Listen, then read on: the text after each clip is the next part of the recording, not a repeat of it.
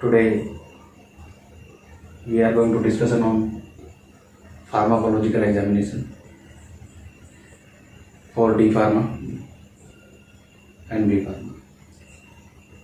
जब आप D Pharma और B Pharma के दौरान मेन एग्ज़ाम की प्रिपरेशन कर रहे हो और प्रिपरेशन करते समय आपने जब प्रिपरेशन करी है तो काफ़ी बार ये होता है कि अपने को सारी चीज़ें हैं वो अपन अच्छे से प्रिपेयर नहीं कर पाते हैं, तो जिसकी वजह से क्या है अपन एग्ज़ाम में स्कोर करना हमारे लिए कठिन हो जाता है। तो मैं इसी बेसिस पे एक छोटा सा ट्रिकी सिस्टम लेकर आया हूँ आपके लिए, जिससे क्या होगा कि आप एग्ज़ाम में अच्छे से क्वेश्चन को अटेम्प्ट कर सकते हो और जिससे आपका पास ही नहीं एक अच्छे मार्क्स भी आप ऑब्टेन कर सकते हो। लेकिन अगर आप इस ट्रिक को अपनाते हैं तो ठीक है, एग्जाम पॉइंट के व्यू से आप पास ज़रूर हो जाएंगे, अच्छे स्कोर भी पासिंग स्कोर है वो अच्छे से और आराम से गेन कर लेंगे। लेकिन अगर आप फुल्ली और डिस्क्रिप्टिव टाइप अगर स्टडी करते हो तो आप ये ट्रिक की मेथड है वो आप यूज़ नहीं करेंगे, क्योंकि एक फुल स्टडी की हुई और एक ट्रिकी मेथड पे चलना दोनों में बहुत डिफरेंस है। बट अगर आपको कुछ भी पता नहीं है तो फिर आप ये ट्रिक सिस्टम से आप चल करके और आप एग्ज़ाम है वो फार्माकोलॉजी का अच्छे से क्लियर कर सकते हो। इसमें मेनली आपका 80 नंबर का फार्माकोलॉजी का जो पेपर होता है, इस सिस्टम के हिसाब से जब आप क्वेश्चन को फॉलो करते हैं, क्वेश्चन को अटेम्प्ट करते हैं, तो इस पैटर्न के बेसिस पे आप लगभग 40 से 50 नंबर आराम से और इजीली ले सकते हैं। तो इसी में मैं आपको थोड़ा सा बताऊंगा, लेकिन ये 40 से 50 नंबर लेने के लिए आपको कम से कम ये जो क्लासिफिकेशन है वो आपको अच्छे से याद होना चाहिए किसी भी ड्रग का। और जो क्लासिफिकेशन है वो लगभग अपने फार्माकोलॉजी में 30 से 35 के नियर अबाउट क्लासिफिकेशन है जो आपको अच्छे से याद होंगे, तो आपको कहीं भी दिक्कत नहीं आएगी फार्माकोलॉजी के क्वेश्चन को अटेम्प्ट करने में। और फिर ये क्लासिफिकेशन के बेसिस पे आप इसको पूरा क्वेश्चन है वो कवर कर सकते हो या इजीली अटेम्प्ट कर सकते हो। अब कैसे करना है क्वेश्चन अटेम्प्ट आपको, वो मैं थोड़ा सा आपको डिस्क्रिप्शन के अंदर बताने की कोशिश करूँगा। सबसे पहले आप क्या करोगे, डेफिनेशन लिखो। कोई भी आपसे क्वेश्चन आता है एग्जाम के अंदर, define the diabetics, define the antiplateletic, define the anti inflammatory, define NSAIDs, define anti cancer, define leprosy, XYZ जो भी आता है आपके, तो उसके अंदर सबसे पहले तो क्या है आपको उसके बारे में डेफिनेशन लिखनी है। जैसे अपन एक छोटा सा एग्जांपल लेकर चलते हैं, जैसे आप डायबिटिक्स के लिए एग्जांपल लेके चलिए, आपसे पूछ लिया जाए डिफाइन डायबिटिक्स, आपसे डायबिटिक्स पूछ लिया जाए तो आप सबसे पहले क्या करेंगे, डायबिटिक के बारे में डेफिनेशन लिखेंगे। डायबिटिक क्या करता है, यूरिन की वॉल्यूम को बढ़ाता है। जो यूरिन की वॉल्यूम है उसको क्या करेगा, डायबिटिक बढ़ाएगा। तो इसको यूरिन वॉल्यूम एक्सपांडर भी बोल सकते हो, ठीक है। डायबिटिक के लिए डायबिटिक्स यूज करते हैं। जो डायबिटिक एजेंट यूज करते हैं वो डायबिटिक एजेंट यूज करने के बाद में क्या यूरिन की वॉल्यूम अपनी बढ़ती है, वो क्या करते हैं, जो आपका GFR होता है, ग्लोमेरुलस फिल्ट्रेशन होता है, उस ग्लोमेरुलस फिल्ट्रेशन के अंदर क्या करते हैं, वो जो सोडियम और वाटर का जो रीअब्जॉर्प्शन होता है, उस रीअब्जॉर्प्शन की प्रोसेस को क्या कर देंगे, ये इनहिबिट कर देते हैं, जिससे क्या है यूरिन की वॉल्यूम है वो बढ़ जाती है, यूरिन की वॉल्यूम है वो इंक्रीज हो जाती है। तो डायबिटिक एजेंट्स का काम क्या रहता है, यूरिन की वॉल्यूम को बढ़ाना। तो आप इसके अंदर यही डेफिनेशन लिखेंगे, agent diabetic agent are use for increase the volume of urine, they inhibit the reabsorption process of sodium and water. अगर आप इतना कुछ लिखते हो तो आपकी डेफिनेशंस आराम से 2 से 3 लाइनों की आराम से कवर हो जाएगी, और एक अपने आप में अच्छी डेफिनेशंस भी होती है। अब जब आपने डेफिनेशन लिख दी है, डेफिनेशन लिखने के बाद में अब आपको क्या है, अच्छे से क्लासिफिकेशन पता होना चाहिए। डायबिटिक्स आप कर रहे हो तो उस डायबिटिक का आपके पास क्लासिफिकेशन है वो आपको अच्छे से याद होना चाहिए, जिससे क्या है आप उस क्वेश्चन को अच्छे से अटेम्प्ट कर सकते हो। अच्छे से अटेम्प्ट करने के लिए आपको इसका क्लासिफिकेशन ध्यान में है। थायराइड डायबिटिक्स है, लोब डायबिटिक है, ठीक है, पोटेशियम स्पेरिंग डायोटिक्स है। इस तरह से क्या है उनके क्लासिफिकेशन को अपन लिखेंगे, ठीक है। लूप डायोटिक में फ्यूरासामाइड है, टोरसामाइड है, इथाकार्निक एसिड है, थायराइड में क्लोरथायराइड है, हाइड्रोक्लोरथायराइड है, इस तरह से, ठीक है। एमिलोराइड डेरिवेटिव्स है, ठीक है, एमिड्रोन्स वगैरह है, ठीक है, ट्राइमेथासोन्स है, इस तरह से क्या है ट्राइमेड्रोन और ये एमिलोराइड डेरिवेटिव्स वगैरह अपन इसके अंदर यूज करके और अपन क्या करेंगे इसके क्लासिफिकेशन को लगभग 1 से 1.5 पेज तक कवर कर लेंगे। अब जब अपना ये क्लासिफिकेशन कंप्लीट हो जाता है तब ये बाकी का प्रोसीजर है वो अपने को सभी में सेम फॉलो करना है। कैसे करना है वो अपन थोड़ा सा जानने की कोशिश करते हैं अभी। अब शुरू होता है अपना फार्माकोडायनेमिक प्रोफाइल। अब फार्माकोडायनेमिक प्रोफाइल में क्या होता है, what drug does do to the body, मतलब जब आपने ड्रग ली और वो ड्रग बॉडी के अंदर जाकर के उसकी क्या एक्शन होगा, क्या उसका इफेक्ट आएगा, उसकी स्टडी क्या कहलाती है, अपनी फार्माकोडायनेमिक स्टडी कहलाती है। अब इसके अंदर दो चीजें रहती है, एक तो रहता है मोड ऑफ एक्शन, दूसरा रहता है फार्माकोलॉजिकल एक्शन। दोनों में डिफरेंस है, दोनों में आप कभी भी सिमिलर मत समझिएगा इनको, दोनों एक दूसरे के सिनोनिम नहीं है, दोनों में काफी डिफरेंस है। इनमें क्या डिफरेंस है वो अपन बात करते हैं।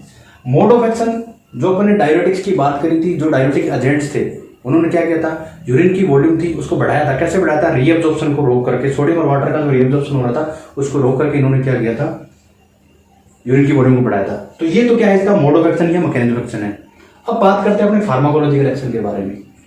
फार्माकोलॉजिकल एक्शन के अंदर ये रहता है कि जो डायरेटिक एजेंट आपने लिए हैं वो डायरेटिक एजेंट्स आपके ऑर्गन पे क्या इफेक्ट कर रहे हैं, क्या एक्शन आ रहा है उनका, तो वो क्या होता है, फार्माकोलॉजिकल एक्शन होता है। अब फार्माकोलॉजिकल एक्शन के अंदर ईच बार 1 बाय 1 अपने इसको थोड़ा सा जानने की कोशिश करते हैं। जैसे पहला आता है अपना सीएनएस। जब आपने डायरेटिक्स दिया तो वो क्या सीएनएस पे इफेक्ट करेगा, नहीं करेगा। कुछ ड्रग होती हैं जो हर ऑर्गन पे, सारी ड्रग्स है वो हर ऑर्गन पे तो एक्टिव नहीं होगी, उन पे एक्शन तो नहीं देगी, लेकिन जो ड्रग जिस पे एक्शन दे उसके बारे में अपन उसके थोड़ा सा डिटेलली नोट डाउन करने की कोशिश करेंगे। तो क्या है, सीएनएस है जैसे अपना, तो सीएनएस पे क्या होगा, सीएनएस के अंदर क्या होता है, ब्रेन, तो ब्रेन पे क्या आएगी, ड्रग की एक्टिविटी आएगी, ठीक है। जैसे आप सपोज करो आपने ड्रग क्या ली, यहाँ पे डायरेटिक की बात करें, थोड़ा सा एक बार हटते हैं यहाँ से, डायरेटिक की बजाय अपन बेंजोडाइजेपिन और बारबिटूरेट लेने की कोशिश करते हैं। बेंजोडाइजेपिन ड्रग क्या है, एक इस तरह की ड्रग है जो क्या करेगी, डिप्रेशन करने का काम करेगी। किसको, सीएनएस को। ये क्या करेगी, सीएनएस को डिप्रेस करेगी। कौन सी, बेंजोडाइजेपिन। बेंजोडाइजेपिन क्या करेगी, लोराजिपाम, अल्प्राजोलाम, पेंटाजोपाम, जिसके अंदर लास्ट में पाम की जो ध्वनि है, साउंड आई, वो क्या है, सारी सारी बेंजोडाइजेपिन्स की ड्रग्स होती है। क्लासिफिकेशन के हिसाब से भी आप थोड़ा सा इसको ध्यान में रखने की कोशिश करें। तो ये क्या करेगी, डिप्रेशन करेगी। अब आपकी बात आती है जैसे सीएनएस को स्टिमुलेट करने वाली कौन सी ड्रग्स होती है, जैसे कैफीन है, ठीक है, एम्फेटामाइन है, मतलब बारबिटूरेट्स लाइक जितने भी सब्सटेंस है, बारबिटूरेट्स लाइक जितनी भी ड्रग्स है वो क्या करेगी, सीएनएस को स्टिमुलेट करेगी, तो क्या करेगी, अपने को ब्रेन के अंदर एक्टिविटी बढ़ाएगी। तो अपने को दोनों एक्शन पता चल गए। ब्रेन को क्या करेगा, सीएनएस को क्या करेगा, या तो स्टिमुलेट करेगा, डिप्रेशन करेगा। लेकिन अपने क्या डायरेटिक ले रहे हैं तो ना स्टिमुलेट कर रहे हैं ना डिप्रेशन कर रहे हैं। तो अपने सीएनएस की बात लिखेंगे तो उसमें अंदर क्या लिखेंगे, नो इफेक्ट ऑन सीएनएस। क्या लिखेंगे, नो इफेक्ट ऑन सीएनएस। किसके लिए, डायरेटिक्स के लिए। ये बात अपनी कवर हुई, क्लियर हुई। ये बात क्लियर होने के बाद में अब अपने बात करते हैं आगे नेक्स्ट पॉइंट की। अपना अगला नेक्स्ट पॉइंट है सीवीएस, कार्डियोवैस्कुलर सिस्टम। अब ये डायरेटिक्स ले रहे हैं तो डायरेटिक्स सीवीएस पे भी कोई वर्क नहीं करेगा, लेकिन बेंजोडाइजेपिन और बारबिटूरेट से वो एक्शन करेंगे। अगर सीएनएस अपना स्टिमुलेट है तो यहाँ पे क्या होएगा, कॉन्ट्रैक्शन की प्रोसेस होगी, डायलेशन की प्रोसेस होगी। एक ड्रग क्या करेगी, कॉन्ट्रैक्शन करेगी, एक ड्रग क्या करेगी, डायलेशन करेगी। अब बेंजोडाइजेपिन ले रहे हो वो क्या करेगी, डायलेट करेगी। किसको, कार्डियोवैस्कुलर सिस्टम को। अब कार्डियोवैस्कुलर सिस्टम डायलेट होगा तो डायलेट होने पे क्या है, ब्लड प्रेशर पे भी असर आएगा। अब जब डायलेशन होगा सीवीएस के अंदर तो ब्लड प्रेशर क्या होगा, डिक्रीज होगा। इसी तरह से अपने बेंजोडाइजेपिन की बात करें तो बेंजोडाइजेपिन डायलेशन कर रही है और बारबिटूरेट क्या करेगी, इसको कॉन्ट्रैक्शन का काम करेगी, जिससे बीबी क्या है अपनी बढ़ जाएगी, ब्लड प्रेशर है वो बढ़ जाएगा। दोनों एक दूसरे से अपोजिट है। बेंजोडाइजेपिन क्या करेगा, डायलेशन का काम करेगा। बारबिटरेट क्या करेगा, कॉन्ट्रैक्शन का काम करेगा। डायलेशन होगा तो बीपी क्या होगी, कम होगी, और कॉन्ट्रैक्शन होगा तो बीपी क्या होगी, बढ़ेगी, मतलब टैकीकार्डिया की कंडीशन होगी और ब्रेडिकार्डिया की कंडीशन होगी। ठीक है, टैकीकार्डिया और ब्रेडिकार्डिया, ये कुछ होगा। उसके बाद में इतना होने के बाद में अपन क्या करेंगे, अब लीवर पे एक्शन देखेंगे इसका जो ड्रग अपन को दी हुई है, जिसका के बारे में अपन को पूछा है। ठीक है, पर्टिकुलर एक आधा एग्जांपल दो लेकर के अपन क्लासिफिकेशन वगैरह फर्दर फॉलो करते हैं उसके बारे में। लीवर क्या करेगा, मेटाबॉलिज्म करेगा। मेटाबॉलिज्म तो कर रहा है, मेटाबॉलिज्म या तो क्या करेगा, बढ़ाएगा या मेटाबॉलिज्म घटाएगा, दो ही एक्टिविटी होगी। भी ड्रग है, जो ड्रग एजेंट यूज कर रहे हैं वो क्या करेगा, या तो मेटाबॉलिज्म बढ़ाएगा और या मेटाबॉलिज्म घटाएगा। तो दोनों में से एक ही एक्टिविटी होगी, वो किस पे होगी, लीवर पे, और मेटाबॉलिज्म की एक्टिविटी किस पे होती है, लीवर पे होती है। अब आगे चलते हैं अपने अगला point, GIT, gastrointestinal tract. अब जीआईटी क्या करेगा, जो ड्रग ले रहे हैं, जो एजेंट अपने यूज कर रहे हैं, वो एजेंट क्या करेगा, जब जीआईटी में जाएगा तो एचसीएल के साथ इंटरफेयर करेगा। क्या करेगा, या तो एचसीएल के सिक्रीशन को बढ़ा देगा या एचसीएल के सिक्रीशन को घटा देगा। ठीक है, जैसे एग्जांपल के तौर पे बताते हैं हम, एस्पिरिन टैबलेट है। एस्पिरिन टैबलेट क्या करती है, एचसीएल के सिक्रीशन को बढ़ाती है, पेप्टिक अल्सर कोज करती है, एचसीएल के सिक्रीशन बढ़ जाएगा। ठीक है, इसी तरह से अगर अपन पेंटाप्राजोल है, रेबिप्राजोल वगैरह ड्रग है, तो वो क्या करती है, एचसीएल के सिक्रीशन को घटाती है। जीआईटी एक्टिविटी प्रोफाइल कंप्लीट होगी। उसके बाद में अपन कुछ थोड़ा सा सेंसरी ऑर्गन के बारे में थोड़ा सा लिख देंगे। क्या लिखेंगे, जैसे आई है तो अगर डायोटिक्स ड्रग्स है तो आई पे कोई इफेक्ट आएगा, नहीं आएगा, नो, कुछ नहीं लिखेंगे। बेंजोडाइजेपिन और ये बारबिटरेट्स कुछ ले रहे हैं तो इस पर क्या होगा, आई के ऊपर इफेक्ट आएगा, माइट्रिसिस होगा, माइसिस होगा, जो ड्रग है उसके हिसाब से इसका एक्शन आएगा। ठीक है, वो लिख देंगे अपन। ईयर के ऊपर अगर कोई इफेक्ट आ रहा है, ऑटोटॉक्सिसिटी वगैरह कोज कर रही है, नेफ्रो कर रही है कि नहीं कर रही है, वो सारा इसके अंदर अपन लिखेंगे। Autotoxicity, eighth cranial nerve damage हो जाती है, कई बार कई डॉक्टर ड्रग्स होती है, जैसे एंटीबायोटिक्स वगैरह लेते हैं, एंटीबायोटिक के अंदर बीटा लैक्टम ड्रग लेते हैं, वो क्या करती है, अगर आप उनको लेते हैं, ठीक है, तो कई बार क्या होता है, वो ऑटोटॉक्सिसिटी है वो कोज करती है। उसके बाद में नेज पे है, नोज पे अपन एक्टिविटी करेंगे, ऑल्फैक्टरी नर्व होती है, इसको ऑल्फैक्टरी नर्व भी बोलते हैं, ऑल्फैक्टरी नर्व। ऑल्फैक्टरी नर्व ये 2nd नंबर की क्रेनियल नर्व होती है। इस ऑल्फैक्टरी नर्व में भी क्या रहता है, अगर कोई एक्शन आ रहा है, जैसे बेंजोडाइजेपिन या बारबिटरेट लिया, तो क्या उसका नेजल डिस्चार्ज होना शुरू हो जाएगा। तो इस तरह की एक्टिविटी क्या है, अपन इसके अंदर थोड़ा नोट डाउन करें। सलेवरी ग्लैंड है, वो क्या है, सलाइवा का सिक्रीशन करती है। अगर अपने बारबिटरेट्स वगैरह या बेंजोडाइजेपिन ड्रग दे रहे हैं तो क्या करती है, सलाइवा ग्लैंड भी इफेक्ट करती है। जैसे बेंजोडाइजेपिन दी, वो क्या करेगी, सलीवा का सिक्रीशन करेगी और लार वगैरह वो बंदे के मुंह से माउथ से निकलती रहेगी। तो इस तरह का एक्शन कुछ आएगा और ये अपन इसके अंदर नोट डाउन करेंगे अपने एग्जाम के टाइम में। तो ये क्या हुई अपनी फार्माकोलॉजिकल एक्शन हुआ, किसके दौरान, फार्माकोडायनेमिक प्रोफाइल के दौरान। तो आपने इन दोनों में कंफ्यूज नहीं होना है, मोड ऑफ एक्शन अलग है, फार्माकोलॉजिकल एक्शन है। मोड ऑफ एक्शन जो इंटरफेयरिंग कर रहा है, जिसकी वजह से ड्रग एक्शन हो दे रही है, वो एक्शन अपने देखेंगे। जैसे मैंने डायोटिक्स का बताया था, ठीक है, तो वो डायोटिक्स का एक्शन, जैसे डायोटिक्स ने क्या किया, रीअब्जॉर्प्शन था, उस रीअब्जॉर्प्शन को रिपीट कर दिया। सोडियम और वाटर का रीअब्जॉर्प्शन हो रहा था, वो रीअब्जॉर्प्शन बंद हो जाता है, जिससे क्या है, सोडियम और वाटर कंटेंट है वो यूरिन के थ्रू वॉल्यूम है वो बढ़ जाती है और यूरिन के थ्रू बॉडी से वो बाहर आउट हो जाती है, जिसकी वजह से क्या है, यूरिन की वॉल्यूम बढ़ती है तो बाहर होते हैं वो बॉडी से। ठीक है, अब अपने फार्माकोडायनेमिक प्रोफाइल होने के बाद में अपन क्या करेंगे, फार्माकोकाइनेटिक प्रोफाइल लिखेंगे उसकी ड्रग की। अब फार्माकोकाइनेटिक प्रोफाइल ड्रग की कैसे लिखेंगे, आप जैसे जानते ही हो, जैसे इसमें अपने क्या डेफिनेशन दी, what drug does to the body. अब यहाँ क्या है, what body does to the drug. अब क्या है, बॉडी क्या एक्शन है, बॉडी के द्वारा ड्रग के साथ क्या रिएक्शन होती है, क्या उसकी बिटवीन रिलेशनशिप है, उसके बारे में अपन जानते हैं इसके अंदर फार्माकोकाइनेटिक प्रोफाइल में। अब फार्माकोकाइनेटिक प्रोफाइल में पहला आता है एब्जॉर्प्शन। अब एब्जॉर्प्शन में क्या होगा, अब ड्रग जैसी है उसके हिसाब से अपन उसका एब्जॉर्प्शन प्रोसीजर लिखेंगे। एब्जॉर्प्शन क्या है, जैसे आपने कोई टैबलेट है, सिरप है, कैप्सूल है, तो क्या ओरली ले रहे हैं तो उसकी फॉर्मुलेशन लिखेंगे। जैसे टैबलेट आर गिवन या tablet are taken by oral route. ठीक है, अगर अपने क्या इंजेक्शन वगैरह दे रहे हो तो वो क्या है, आईवी, आईएम, सबक्यूटेनियस, ठीक है, इस तरह से रूट से देने की कोशिश करेंगे, तो वो उसके बारे में लिखेंगे। अब ये दोनों प्रोफाइल होगी, आपने क्या दिया, ओरली दिया है या आईवी दिया है। ये होने के बाद में अपन क्या करेंगे, उसकी बायोबिलिटी के बारे में लिखेंगे। मतलब ड्रग है वो आपने दी है, वो बॉडी के अंदर कितने समय तक बायो अवेलेबल है, बायो अवेलेबल मतलब कितने समय तक बॉडी के अंदर वो आपके रह रही है, वो बायोबिलिटी लिखेंगे उसके बारे में। ठीक है, अब बायोबिलिटी होती किस प्रोसेस के दौरान है, पैसिव डिफ्यूजन है, आयन ट्रांसपोर्ट है। पैसिव डिफ्यूजन में क्या रहता है, हाई आयन है ट्रांसपोर्टेशन से लो कंसंट्रेशन की तरफ गमन करते हैं, मूव करते हैं, तब तक कि इक्विवेलेंट कंसंट्रेशन दोनों की ना हो जाए। इसी तरह से आयन ट्रांसपोर्ट है, इसके अंदर क्या रहता है, एक्टिव ट्रांसपोर्ट है, डाउन टू अपवर्ड की तरफ से ये मूवमेंट होती है किनकी, ड्रग्स के आयनों की। ये बात रही अपनी अब्जॉर्प्शन प्रोफाइल के रिगार्डिंग। ये जो प्रोफाइल है उसके बाद में क्या है, डिस्ट्रीब्यूशन।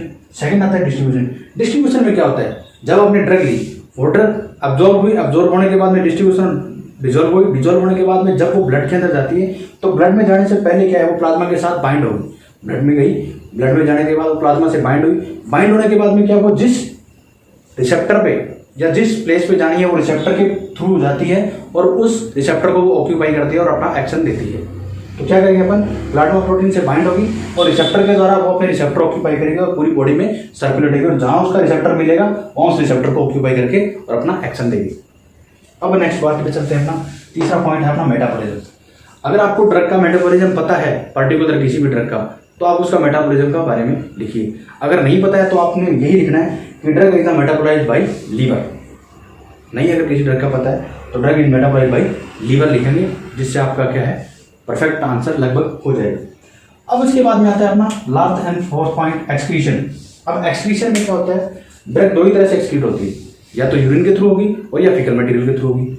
अब दोनों कैसे होगी, जैसे यूरिन के थ्रू होगी तो क्या होगा, उसमें वाटर लविंग होगी, मतलब वाटर नेचर की होगी तो यूरिन के थ्रू होगी, और अगर सेमी सॉलिड नेचर की है तो वो फीकल मटेरियल के थ्रू होगी। और ये ड्रग किस नेचर की होती है, लिपोफिलिक नेचर की, और ये हाइड्रोफिलिक नेचर की। यूरिन वाली हाइड्रोफिलिक नेचर की होती है और फीकल मटेरियल वाली लिपोफिलिक नेचर की ड्रग्स होती है, जो बॉडी के द्वारा एक्सक्रीट आउट होगी, ठीक है, एनल कैविटी से और ये यूरिथ्रा से। अब बात थोड़ा सा मैं आपको मेटाबॉलिज्म में और बताता हूँ। जब मेटाबॉलिज्म का लीवर के द्वारा मेटाबॉलिज्म होता है तो उस टाइम क्या होता है, बायो ट्रांसफॉर्मेशन की प्रोसेस होती है, बायो ट्रांसफॉर्मेशन की। अब इस बायो ट्रांसफॉर्मेशन की प्रोसेस के अंदर क्या होता है, जो अनआयोनाइज्ड आयन है वो आयोनाइज्ड में और आयोनाइज्ड आयन है वो अनआयोनाइज्ड ड्रग में फॉर्मुलेशन कन्वर्ट होते हैं, जिससे क्या होता है, उसका मेटाबॉलिज्म होता है। मतलब इसके अंदर बायो ट्रांसफॉर्मेशन की प्रोसेस होती है। अब ये अपना क्या था, पहले अपने डेफिनेशन के बारे में बता दिया, फिर अपने क्लासिफिकेशन के बारे में हो गया, फिर अपना क्या है, फार्माकोडायनामिक प्रोफाइल के बारे में हो गया, फिर अपना फार्माकोकाइनेटिक प्रोफाइल के बारे में हो गया। सीवीएस है, सीएनएस के अंदर है, लीवर के अंदर है, जीआईटी के अंदर है, सेंसरी ऑर्गन के अंदर है। फिर उसके बाद pharmacokinetic, absorption, distribution, metabolism, excretion के बारे में अपन ने बताया। अब क्या है, अपने पूछे कि इसके साइड इफेक्ट भी लिखने पड़ेंगे, क्या इसके साइड इफेक्ट है, ठीक है। तो जैसे नॉर्मली अगर किसी ड्रग के आपको साइड इफेक्ट पता है तो दी बेस्ट है, नहीं तो आप नोजिया और वोमिटिंग तो अपना कंफर्म मानिए, नोजिया और वोमिटिंग तो उसके अंदर आप डालोगे, ठीक है। जिससे क्या होगा, आपका साइड इफेक्ट्स का कॉलम है वो खाली नहीं रहेगा, ठीक है। नोजिया और वोमिटिंग डाला। अब ड्रग देखो कि कैसी ड्रग है कैसी ड्रग है, उस ड्रग के हिसाब से क्या होगा, आप उसका साइड इफेक्ट लिखोगे। जैसे आपके पास सपोज करो पैरासीटामोल की टैबलेट है, ठीक है। पैरासीटामोल की टैबलेट क्या करती है, हिपेटोटॉक्सिसिटी कॉज करती है, तो आप उसके अंदर साइड इफेक्ट उसका क्या लिखोगे, हिपेटोटॉक्सिसिटी कर दोगे। या आपके पास एस्पिरिन की टैबलेट है, तो एस्पिरिन की टैबलेट क्या करती है, पैप्टिक अल्सर कॉज करती है, तो आप उसका क्या लिख दोगे, पैप्टिक अल्सर लिख दोगे, ठीक है। उसके बाद में क्या है, अगर ड्रग है जैसे बेंजोडाइजेपिन्स वगैरह है या बारबिटूरेट्स है, तो उसके अंदर मियोसिस या माइटोसिस की प्रोसेस रहती है, तो साइड इफेक्ट्स में क्या आ जाएगा, मियोसिस या माइटोसिस आ जाएगा, ठीक है। अगर वो नेफ्रॉन पे कुछ एक्टिविटी कर रही है, तो जैसे डायरेक्टिक्स करेगा, नेफ्रॉन पे एक्टिविटी करेगा तो क्या करेगा, नेफ्रोटॉक्सिसिटी कॉज कर सकती है, ठीक है। तो ये इसका साइड इफेक्ट आ सकता है अपने डायरेक्टिक्स के, ठीक है। उसके बाद में क्या है, डायरेक्टिक्स ले रहे हो तो उसके अंदर कोई सल्फोनामाइड लाइक कैटेगरीज आती है, अगर आती है, बहुत आती है, डायरेक्टिक्स के अंदर कुछ ना कुछ सल्फोनामाइड लाइक कैटेगरीज आती है, तगड़ा निकालता है, तो वो क्या करता है, फोटोटॉक्सिसिटी कॉज करता है, तो आप क्या लिख सकते हो उसको, फोटोटॉक्सिसिटी के तौर पर भी इसका साइड इफेक्ट लिख सकते हो, ठीक है। उसके बाद में क्या है, एलर्जिक रिएक्शन भी दे सकती है, ठीक है। कुछ ड्रग होती है जो एलर्जिक रिएक्शन देती है, जैसे सल्फोनामाइड है या कुछ एंटीबायोटिक्स है, जो क्या करते हैं, एलर्जिक रिएक्शन कॉज करते हैं, ठीक है। तो आप इसको क्या है, एलर्जिक रिएक्शन भी इसका साइड इफेक्ट लिख सकते हो। या क्या हो, डायरिया या कॉन्स्टिपेशन की भी कंडीशन कॉज हो सकती है। तो इस तरह से क्या है, आप इस प्रोफाइल को लेकर के चलते हुए आप अपना क्वेश्चन अटेम्प्ट करोगे, तो जिससे बेस्ट स्कोरिंग करने में आप ये हेल्पफुल रहेगा। तो आज के लिए इतना ही, थैंक यू। इसके आगे मैं आपको एक ड्रग लेकर के और उसका कंप्लीट एग्जांपल्स के साथ इस कंप्लीट प्रोफाइल को, फार्माकोडायनामिक और फार्माकोकाइनेटिक प्रोफाइल को समझाते हुए विद साइड इफेक्ट के साथ एक लेक्चर अगला और अपलोड करेंगे। तब तक के लिए धन्यवाद, थैंक यू।